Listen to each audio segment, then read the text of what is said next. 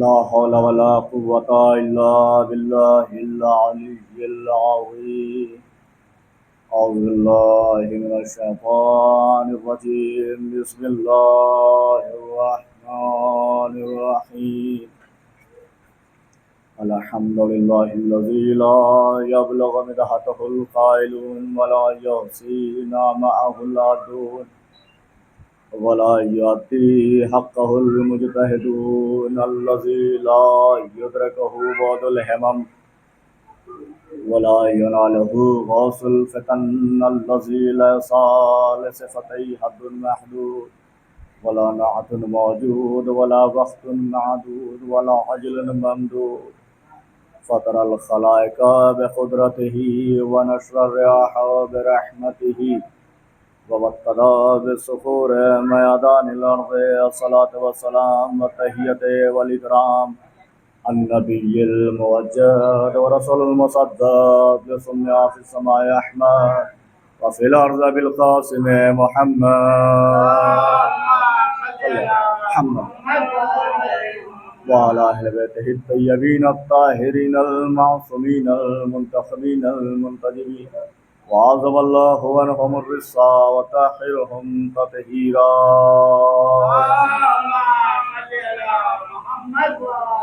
قال الله تبارك وتعالى في القرآن الحكيم وهو أصدق القائلين وقوله الحق. بسم الله الرحمن الرحيم. ومن يبتغي غير الإسلام دينا فلن يقبل منه وهو في الآخرة من الخاسرين. صلوات.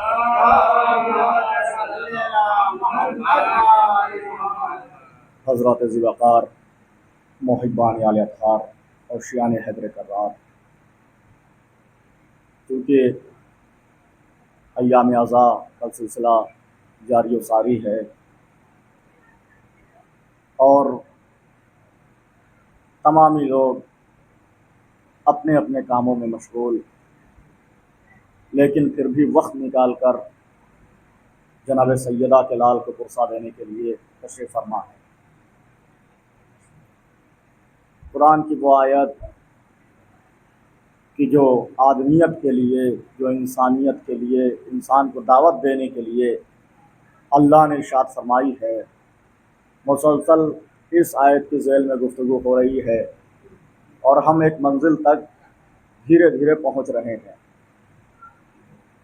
کیونکہ بالکل واضح قرآن کی آیت ہے، کوئی روایت نہیں ہے جسے مجہول کر دیا جائے، بلکہ قرآن کریم کی آیت ہے جس میں اللہ ارشاد فرما رہا ہے، سورہ آل عمران کی 85 نمبر کی آیت، کہ جس میں اللہ ارشاد فرما رہا ہے کہ وَمَن يَبْتَغِ غَيْرَ الْإِسْلَامَ دِينًا، کہ دیکھو دین اسلام کے علاوہ اگر تم کوئی اور دین تلاش کرو گے، دین اسلام کے علاوہ اگر دوسرے دین کی طرف رجوع کرو گے تو فَلَن يَقْبَلَ مِنْهُ، تو ہم اس دین کو قبول نہیں کریں گے،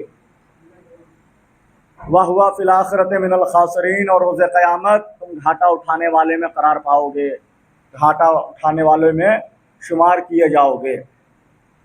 اس کا مطلب کیا ہوا؟ اللہ کیا بتانا چاہ رہا ہے؟ اللہ کیا سمجھانا چاہ رہا ہے؟ دیکھیے، اس آیت کے بعد اللہ انسانوں کو سمجھا رہا ہے اور اللہ انسانوں کو بتا رہا ہے۔ مسلمان چونکہ دار اسلام میں آ چکے ہیں اور مومن دار اسلام میں آ چکے ہیں، متقی دار اسلام میں آ چکے ہیں، اب اللہ اس انسان کو دعوت دے رہا ہے، اس آدمی کو دعوت دے رہا ہے کہ جو اب تک دعوت اسلام نہیں لیا ہے، جس نے جو اب تک دین اسلام میں داخل نہیں ہوئے ہیں، اللہ پیغام دے رہا ہے کہ اگر تم چاہتے ہو کہ کسی دین کی طرف رجوع کر جاؤ، اگر تم ایک بہتر دین کے تلاش میں ہو تو کسی اور در پہ نہ جانا، بلکہ در اہل بیت پہ آ جانا۔ یہ تمہیں حقیقت دین تمہارے سامنے کھول کے رکھ دے گا، اس لیے کہ جس دین کو ہم نے بتایا ہے اہل بیت نے اس دین کو بچایا ہے، جس دین کو ہم نے بتایا اہل بیت کرام نے اس دین کو بچایا ہے۔ اگر دین ملے گا تو در اہل بیت کے ذریعے ملے گا، کیونکہ آپ دیکھیں قرآن اللہ کا کلام ہے اور کلام دو چیزوں سے مل کر بنتا ہے، ایک لفظ دوسرا لہجہ، ان دونوں چیزوں سے مل کر کلام بنتا ہے۔ اگر لفظ ہو لہجہ نہ ہو تو کلام نہیں بن سکتا، یا لہجہ ہو لفظ نہ ہو تب بھی کلام نہیں بن سکتا۔ اب دیکھیں کہ لہجے کا اتنا بڑا کام ہے کہ اگر لہجہ بدل گیا تو لفظ وہی رہے گا مگر معنی بدل جائیں گے، اگر لہجہ بدل گیا تو لفظ وہی رہیں گے، صورت وہی رہے گی، حروف وہی رہیں گے، لیکن معنی بدل جائیں گے۔ ایک مثال آپ کو دیتا چلوں تاکہ بات واضح ہو جائے۔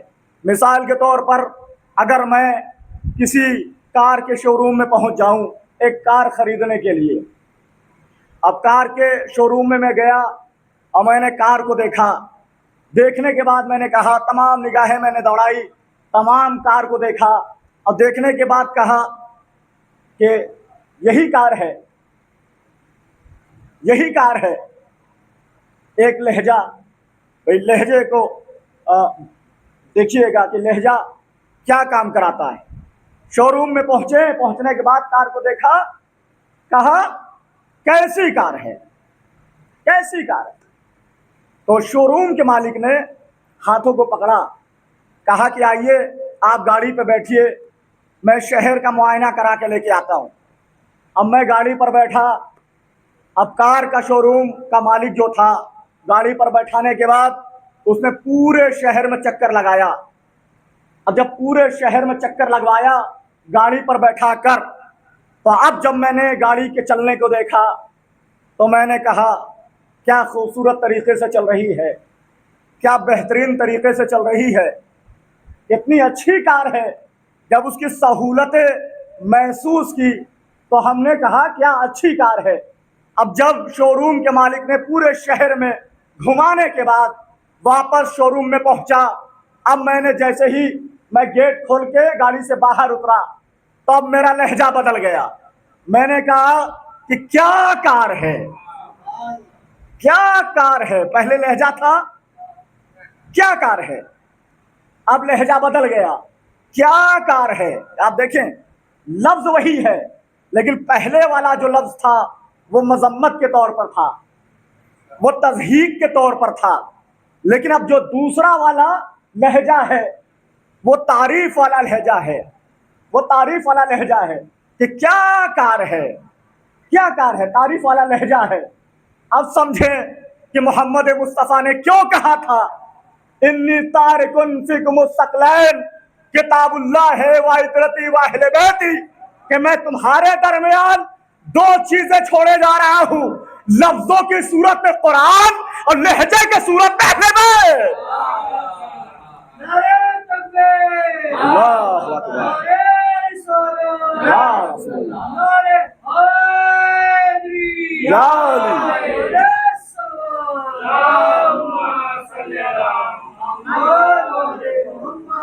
تو لہجے نے کے بدلنے نے معنی کو بدل کے رکھ دیا، صورت وہی ہے، حروف وہی ہے، لیکن نبی نے فرمایا کہ سنو، اگر تم اصل دین کے تلاش میں ہو، کسی دین کی طرف رجوع کرنا چاہتے ہو تو صرف قرآن کافی نہیں ہے، کیونکہ قرآن لفظوں کی صورت میں ہے تو میں نے دو چیزیں دی ہیں، لفظوں کی صورت میں قرآن دیا ہے اور لہجوں کی صورت میں اہل بیت کرام کو دیا ہے۔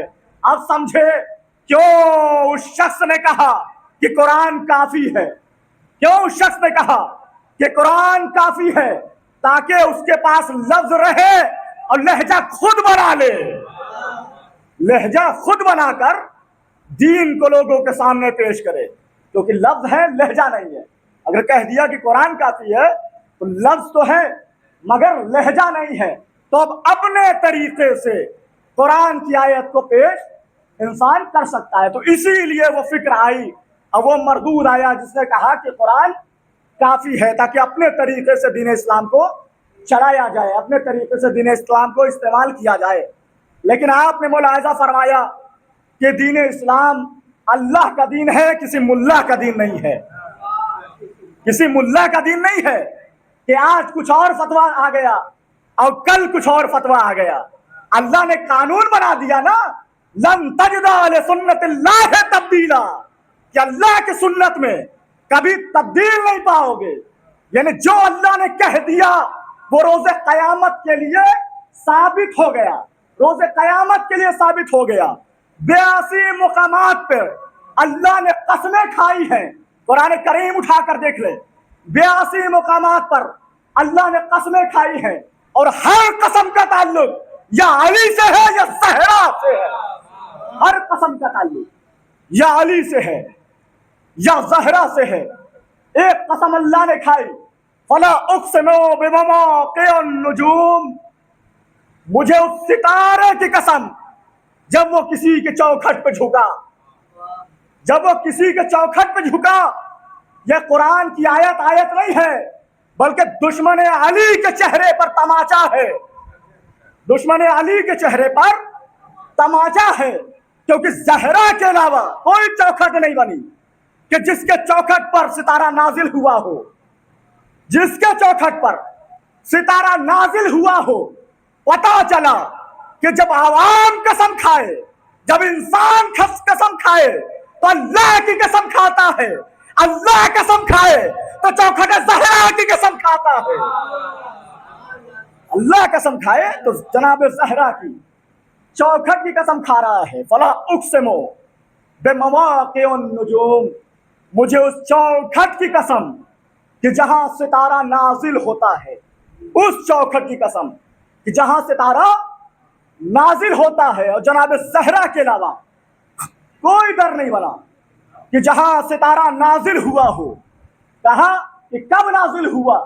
کہ جب اللہ نے کہا، آسمان پر اللہ نے کہا کہ کون ہے جو فاطمہ کا رشتہ لے کر جائے؟ رشتہ تو آسمان سے آیا تھا نا، لوگ نبی کے پاس آئے تھے، یا نبی اللہ بیٹی دے دیجئے، یا نبی اللہ بیٹی دے دیجئے۔ پہلا بھی آیا، دوسرا بھی آیا، تیسرا بھی آیا، سب نے کہا یا رسول اللہ بیٹی دے دیجئے۔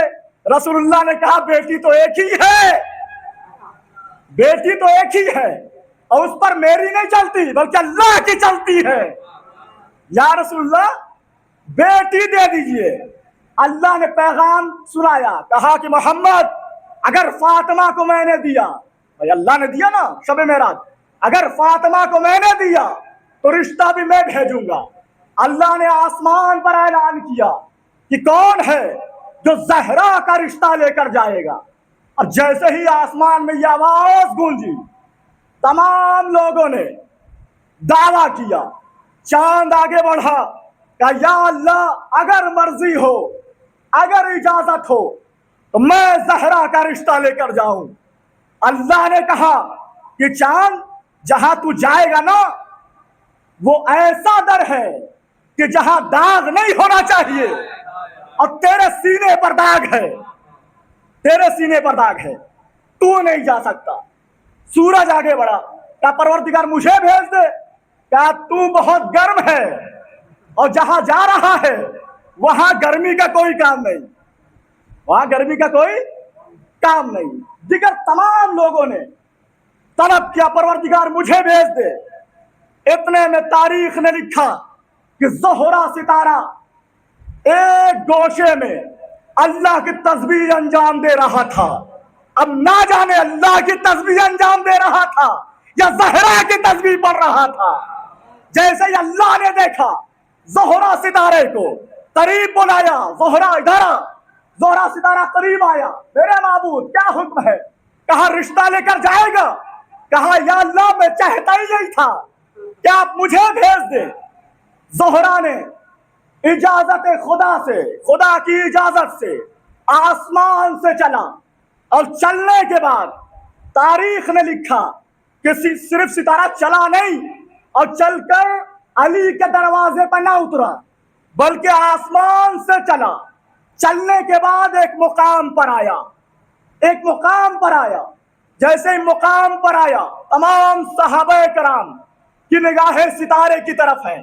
ستارہ بہت بڑا ہوتا ہے، اور نبی نے کہہ دیا تھا کہ جس کے چوکھٹ پہ آ گیا اس کو میں اپنی بیٹی دے دوں گا، بیاہ کر دوں گا، نکاح کر دوں گا۔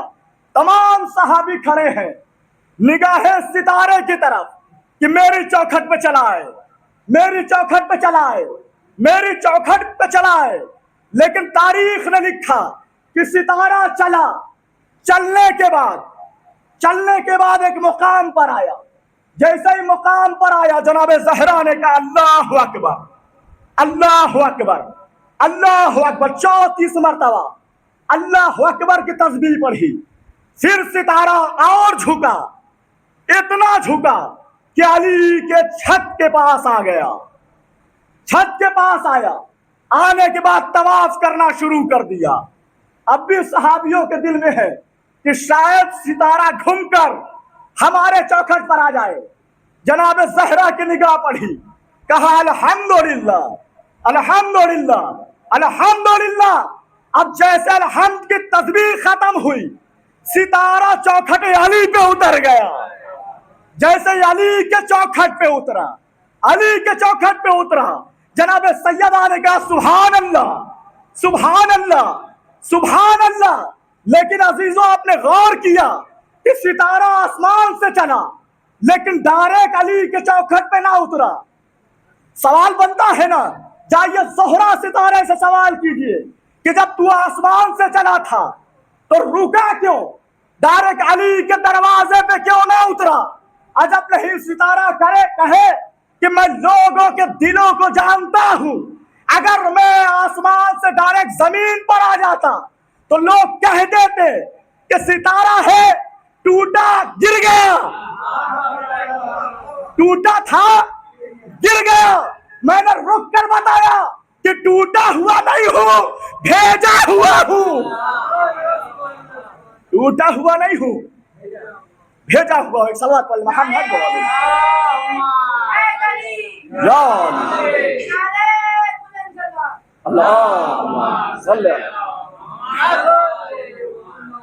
टूटा हुआ नहीं, भेजा हुआ हूं। जरा भी तसव्वुर न करना कि मैं आम सितारा हूं, नहीं। सितारे ज़ोहरा, ज़ोहरा सितारा अली के अंग के लिए आप देखें कि दो ही चीज थी कि जो रिश्ता लेकर गई, आसमान पर ज़ोहरा और जमीन पर अकील। आसमान पर ज़ोहरा, जमीन पर अकील। तो ज़ोहरा सितारा, चौखट ज़हरा वो चौखट है कि जहां सितारे नाजिल होते हैं और सितारे नाजिल होते हैं। और चौखट ज़हरा आप देखिए कितनी अहमियत के हामिल है। ये वो चौखट है कि कभी भी यहां के लोगों ने वहां जाने की तमन्ना ना की। आप देखिए वहां जाने की तमन्ना ना की। कभी सलमान ने नहीं कहा कि मौला मुझे आसमान पे भेज दे, मैं रिस्क लेकर आता हूं। कभी मिक़दाद ने नहीं कहा कि मौला मुझे आसमान पे भेज दे, मैं भीख मांग कर आता हूं। कभी फिज़्ज़ा ने नहीं कहा कि मुझे आसमान पे भेज दे, मैं रोटी लेकर आती हूं। लेकिन इधर से उधर कोई ना गया, मगर उधर से इधर कभी यतीम बनकर, कभी असीर बनकर, कभी फकीर बनकर जिसके चौखट पे आना अपना मेराज समझे उसे फातिमा कहते हैं। फरिश्ते नाजिल हो रहे हैं जनाब ज़हरा की चौखट पर, फरिश्ते नाजिल हो रहे हैं।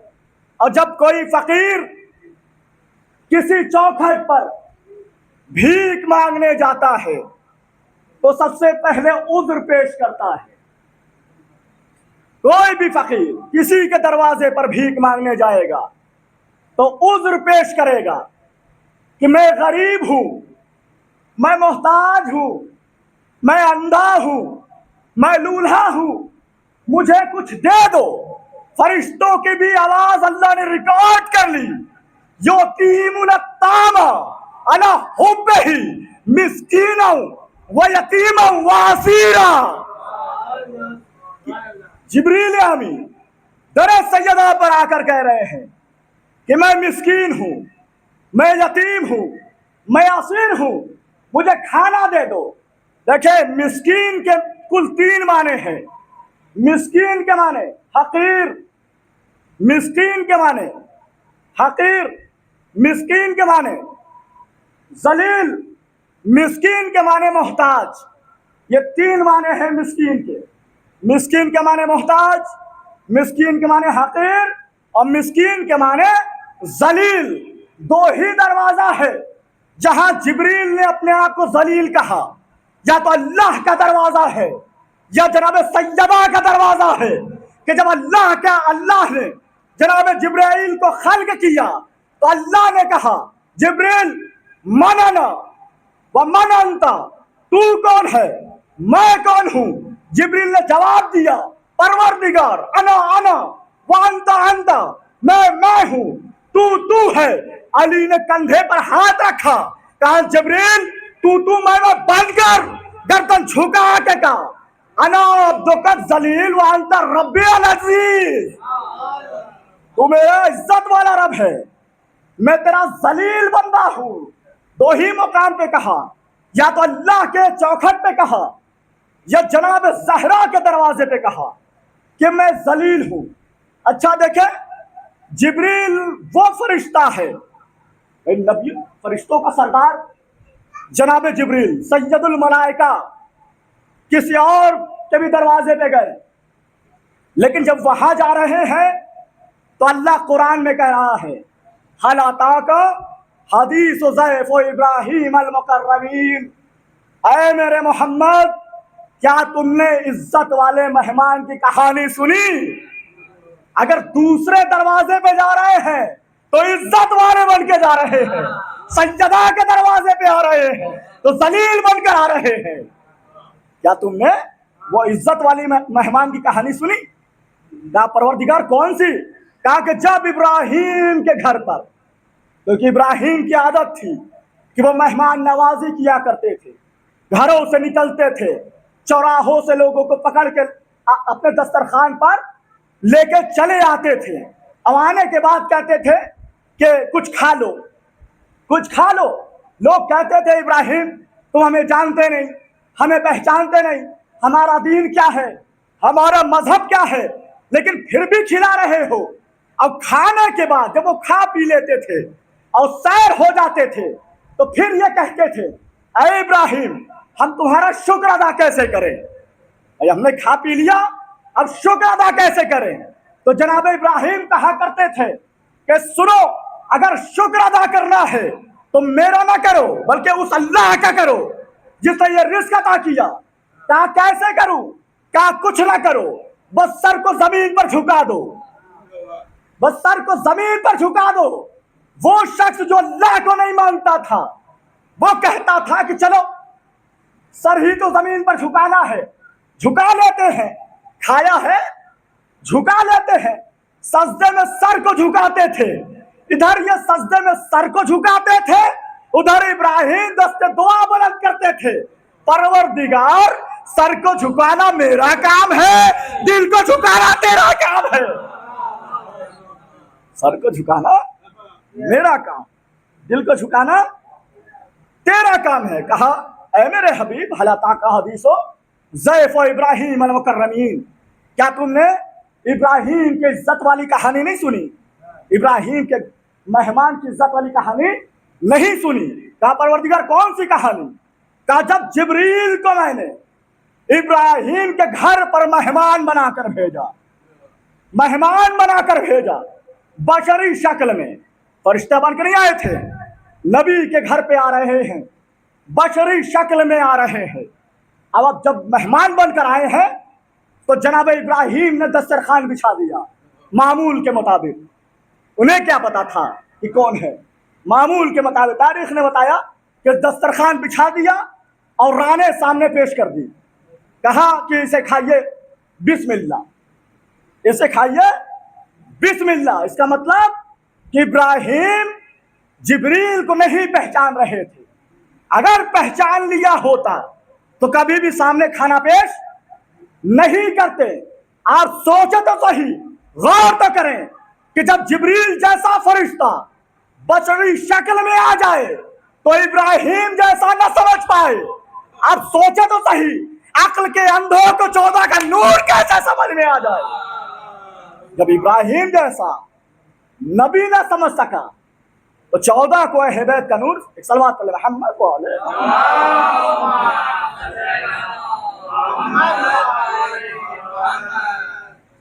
اللہ تعالیٰ حدیث ضیف ابراہیم المکرمین، فوراً کھانے کو پیش کر دیا۔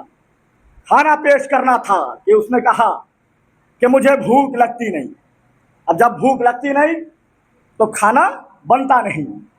اب جب یہ جملہ کہا تب ابراہیم نے سمجھا کہ ہو نہ ہو بھیجا ہوا وہاں کا ہے.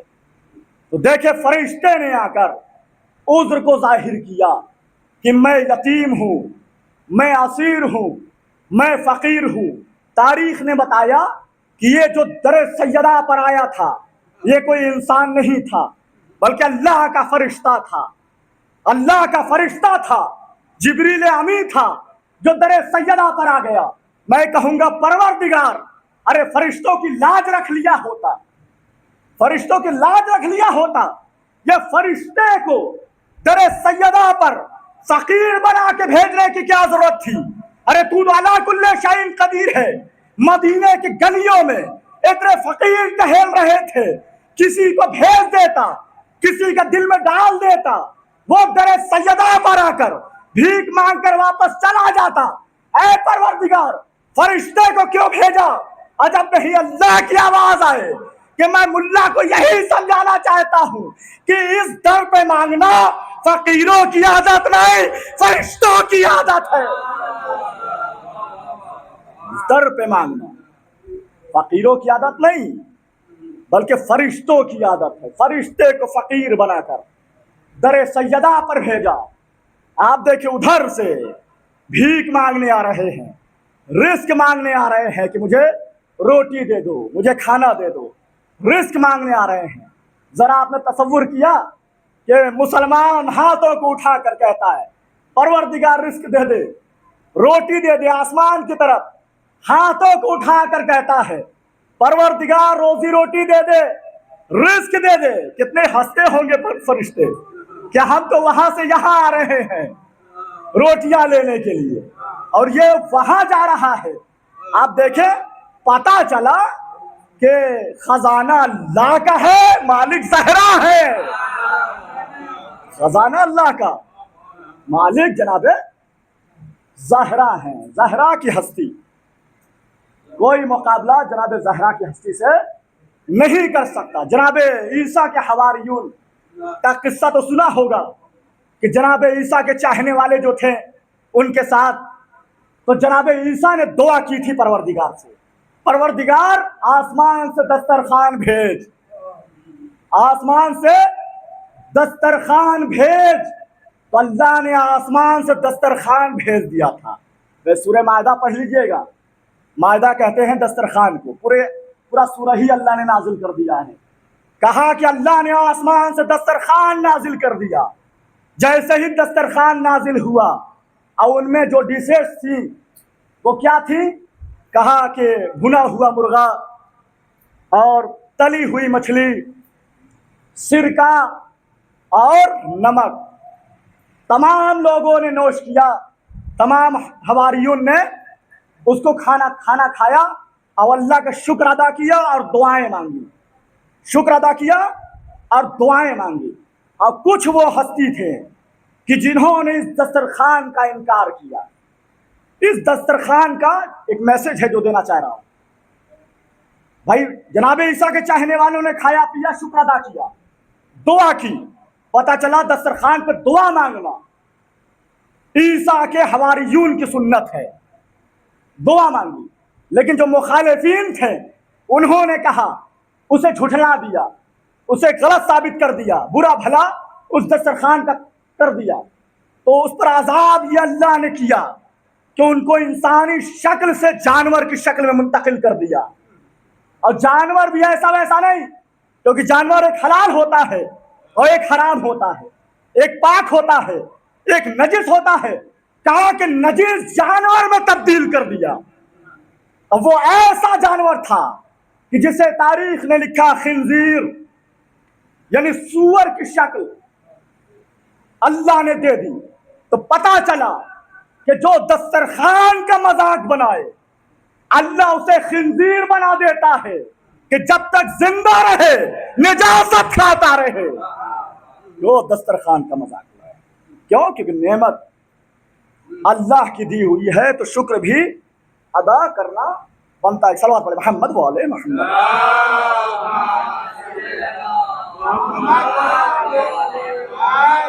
تو اللہ نے اپنے دین کو پیش کیا لوگوں کے سامنے اور کہا کہ ہوشیار ہو جاؤ، خبردار ہو جاؤ، ایسا نہ ہو کہ وقت نکل جائے اور تم دین تلاش کرتے پھرو اور بارگاہ خداوندی میں پھر آ کر کہو کہ پروردگار تو نے کوئی دین بتایا نہ تھا۔ اللہ نے ایسے لوگوں کے منہ پر تالا مار دیا اور مارنے کے بعد وہ بتا دیا کہ وہ آیت کیوں نہ پڑھی کہ جس میں ہم نے کہا کہ سب سے پیارا دین دین اسلام ہے، اگر اس کے علاوہ کوئی اور دین تلاش کرو گے تو ہم وہ دین قبول نہیں کریں گے۔ تم نے اسے مانا کیوں نہیں؟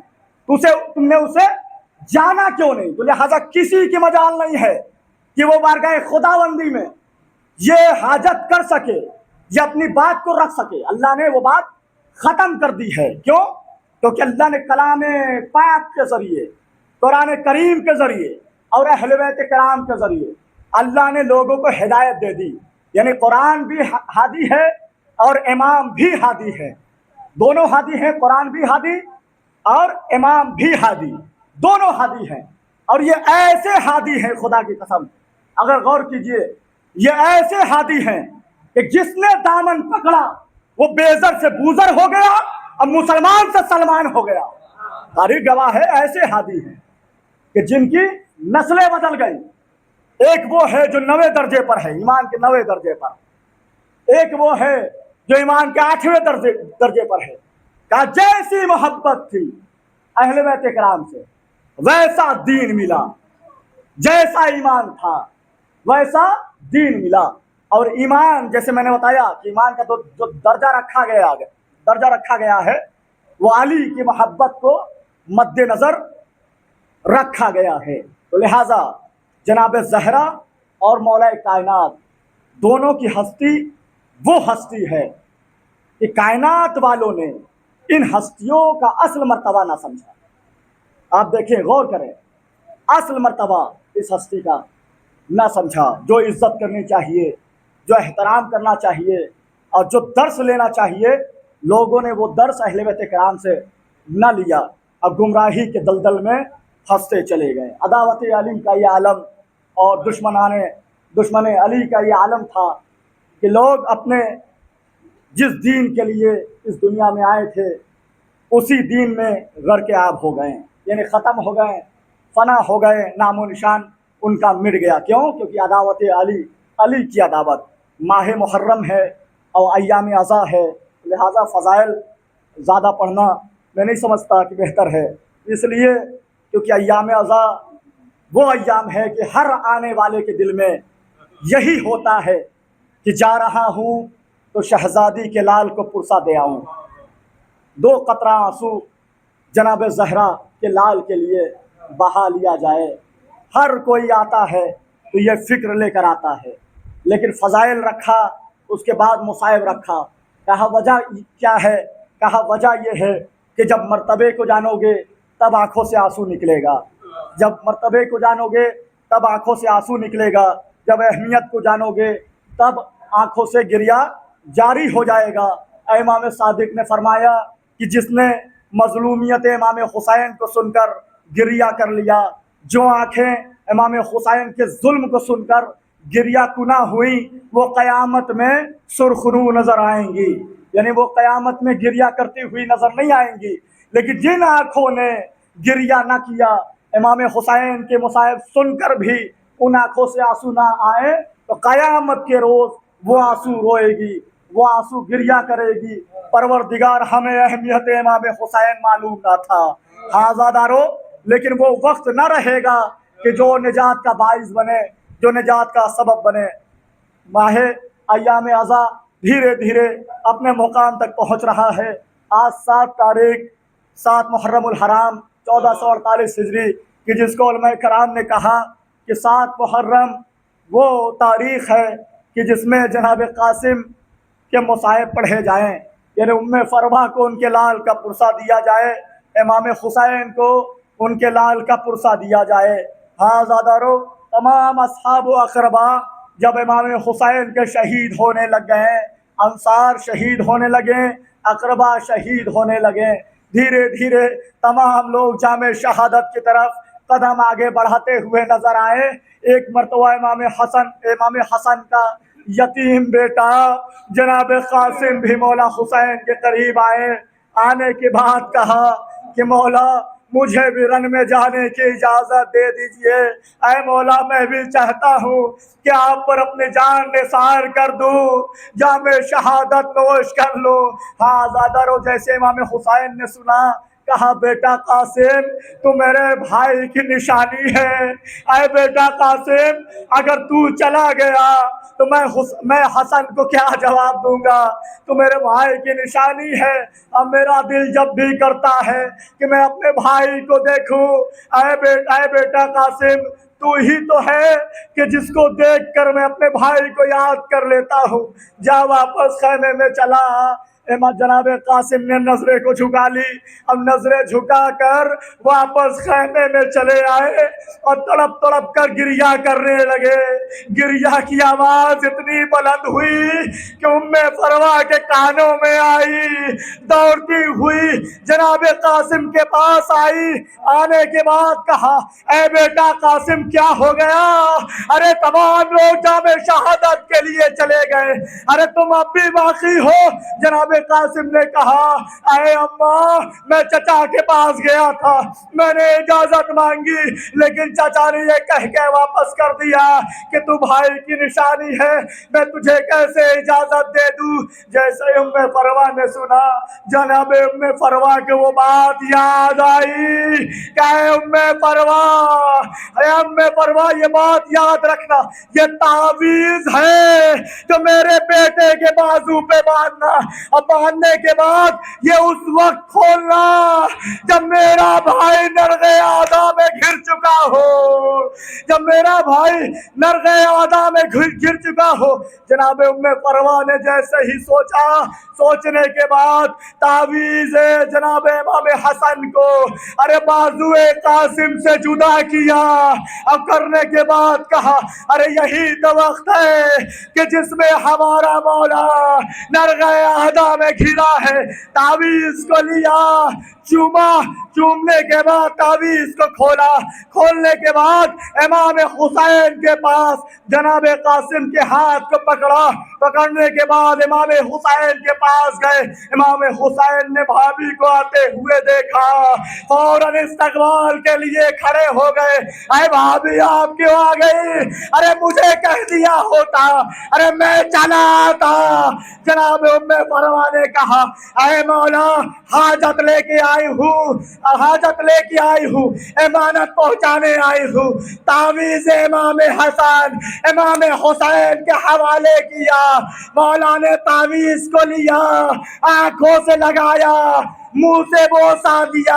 अब जो खोल के पढ़ा, तावीज़ में लिखा था, ऐ मेरे भाई हुसैन, अरे बड़ा तमन्ना थी मैं मैदाने करबला में अरे तेरे ऊपर जान निसार करता। ऐ भाई मौत ने मोहलत ना दी। हाँ मेरा बेटा कासिम अब तेरे ऊपर अरे जान कुर्बान करेगा। ऐ भैया हुसैन मेरे बेटे कासिम को मौत की इजाजत देना। जैसे ही तावीज़ को पढ़ा, पढ़ने के बाद दोबारा चुमा और चुमने के बाद एक तरफ रख दिया, जनाब कासिम को कलेजे से लगाया। लगाने के बाद माथे पे बोसा दिया। बोसा देने के बाद खुदा हाफिज कहा। जनाब कासिम घोड़े पर सवार ना हो पाए। मौला अब्बास ने घोड़े पर सवार किया। जनाब कासिम घोड़े पर सवार हुए, मैदाने कारज़ार में पहुंचे। मैदाने कारज़ार में पहुंचने के बाद ऐसी जंग की 13 बरस के कासिम ने, ऐसी जंग की कि अल-अमान अल-हफीज की आवाजें बुलंद होने लगी। लेकिन आजादारो अरे कब तक लड़ता? 3 दिन के भूख और प्यास का आलम, गर्मी की शिद्दत, लड़ते जा रहे हैं। آگے بڑھتے جا رہے ہیں. سامنے ازرق شامی آیا. ازرق شامی کو واصل جہنم کیا. اس کا 7 بیٹا آیا, ساتوں کو واصل جہنم کیا. کرنے کے بعد جناب قاسم آگے بڑھتے جا رہے ہیں, قتل کرتے جا رہے ہیں. لیکن عزادارو وہ وقت بھی آ گیا کہ جناب قاسم کے اوپر ارے تیروں کی بارش, تلوار کی بارش. کسی نے تیر مارا, کسی نے تلوار مارا. اب جناب قاسم جب گھوڑے پر نہ سنبھلے, زمین کربلا پہ گرے, آواز سے بولا آخری سلام. جیسے ہی آواز سنی, امام حسین نے عباس کو آواز دی, عباس میرے ساتھ آؤ. عباس گھوڑے پر سوار ہوئے, امام حسین گھوڑے پر سوار ہوئے. ایک طرف سے عباس چلے, دوسرے طرف سے امام حسین چلے. لائنوں نے دیکھا عباس آ رہے ہیں, حسین آ رہے ہیں. ڈر کر ادھر سے ادھر بھاگنا شروع کر دیا. ارے ادھر کے گھوڑے ادھر بھاگے, ادھر کے گھوڑے ادھر بھاگے. امام قاسم کا لاشا گھوڑے کی ٹانپوں سے پامال ہو گیا. یہ واحد لاشا ہے جناب قاسم کا جو زندگی میں پامال ہوا. کبھی آپ نے غور کیا کہ کیا وجہ ہے کہ تمام شہید کے لاشیں ان کے اس دنیا میں جانے کے بعد پامال ہوئے, لیکن جناب قاسم کا لاشا زندگی میں پامال ہو گیا. اس کی وجہ یہ ہے کہ جب قاسم گرے ہیں, اب قاسم کے بدن میں ابھی جان تھی, قاسم کے بدن میں ابھی جان تھی, لیکن ایک وقت میں ارے 700 گھوڑے دائیں طرف سے بائیں طرف, بائیں طرف سے دائیں طرف, جناب قاسم کے لاش کے ٹکڑے زمین کربلا پہ بکھر چکے تھے. یہی وجہ ہے کہ جب امام نے جب چاروں طرف نظریں جمائی, جناب قاسم نظر نہیں آ رہے ہیں, جناب قاسم نظر نہیں آ رہے ہیں. تاریخ کربلا نے لکھا کہ امام حسین ایک بلندی پہ کھڑے ہوئے, اور کھڑے ہونے کے بعد وہاں سے نظریں جمائی, لیکن جناب قاسم نظر نہ آئے. میں کہوں گا اے مولا, ارے لاش ہوتی, ارے تو نظر آتی. لاش کے ٹکڑے زمین پر بکھر چکے تھے. جیسے ہی نظر نہ آئے نا جناب قاسم, ایک مرتبہ تاریخ نے لکھا کہ مولا نے آواز دینا شروع کیا, اے بیٹا قاسم کہاں ہو, آواز دو. آواز نہ آئی, دوسری آواز دی, بیٹا قاسم تجھے چچا بلا رہا ہے.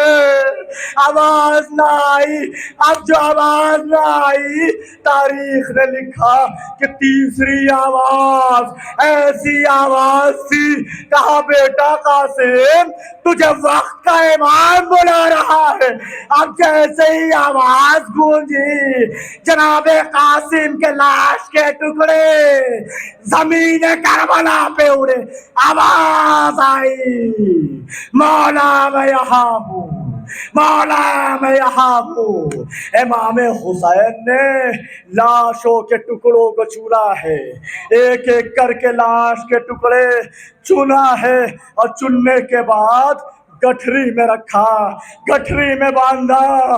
اب باندھنے کے بعد خیمے میں آئے, ادھر امام خیمے میں آئے, ادھر جناب سکینہ دوڑتی ہوئی آئی. وہ کہا بابا ارے گٹھری میں کیا لے آئے ہو. اب جو گٹھری کھولی, جناب سکینہ زمین پر گری.